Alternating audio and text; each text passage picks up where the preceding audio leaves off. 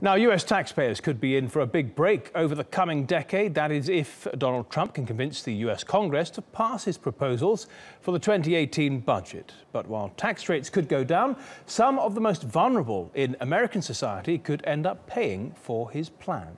Azhar Sukri joins us now in the studio. Az, take it away.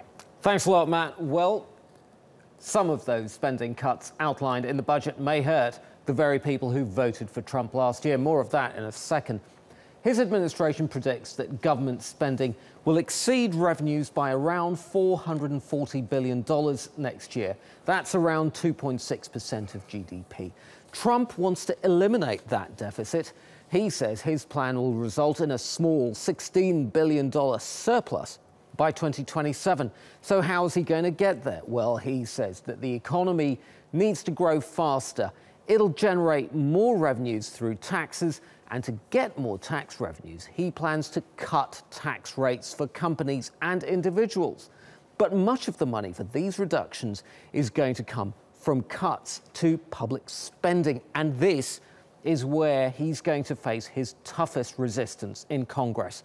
Trump wants to cut things like health insurance for low-income people, food stamps for the poor, and help for indebted students.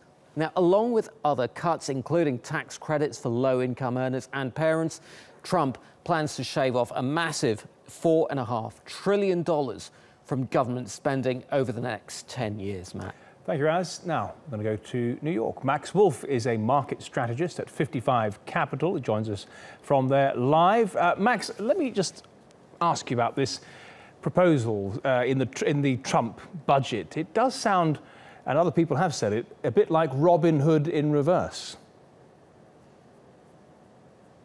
Yeah, I mean, it sounds that way because if this were made into law, you would have the arguably least equal distribution of wealth in the developed world here in the US become meaningfully much less equal and probably become one of the least equitably distributed income distributions in the whole world, not just the developed world. I think the other side of the story is we're probably not going to see this become law in its present form. It'll be significantly amended, in part because very few elected politicians would probably be able to withstand the blowback from all the various problems this would cause, not least of which is it would probably cause a significant economic downturn as opposed to growth, setting aside even the issues of the moral righteousness of the thing.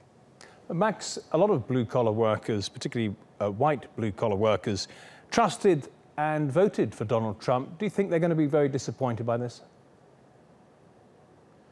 Yeah, some of them will be. Depends on whether or not they really dig into the nitty-gritty. There is something we need to remember about American elections, too, which is the vast majority of working-class Americans, male, female, white, or people of color, stayed home on Election Day, as they often did, right? So we have about 320 million people in the country, and about 60 million of them voted for Donald Trump. So just a little bit of quick math, that's about 1 in 5. So I think we always do need to be a little bit careful about how much mandate anyone, Democrat or Republican, has, how much groundswell they have. You know, and President Trump, unfortunately, right now enjoys about the lowest popularity of any modern president at this point in their tenure. So there are a lot of people who will be disappointed who support President Trump. And there's a lot more people who will be disappointed and angry, and we just don't know who they support because they may not have voted.